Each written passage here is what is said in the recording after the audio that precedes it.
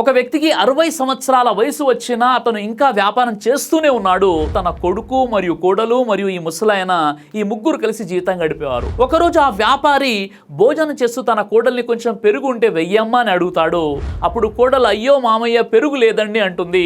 తన కొడుకు ఇదంతా వింటాడు. కొడుకు కోడలు భోజనం కోసం కూర్చుంటారు. వాళ్ళు భోజనం చేసేటప్పుడు డైనింగ్ టేబుల్ మీద పెరుగు ఉండడాన్ని ఆ కొడుకు గమనిస్తాడు. నా తండ్రికి నా భార్య ఒక కప్పు పెరుగు ఇవ్వలేకపోయిందని చాలా బాధపడతాడు. వేరే రోజు తన తండ్రిని తీసుకువెళ్ళి వేరే ఊరిలో ఒక మంచి ఇల్లు చూసి అన్ని ఏర్పాట్లు చేసి అక్కడ ఉంచి ఇంటికి వచ్చేస్తాడు. మామగారు అంత హఠాత్తుగా ఎక్కడికి వెళ్ళారో కోడలికైతే అర్థం కాదు. భర్తను అడిగితేమో తెలియదని చెప్పాడు.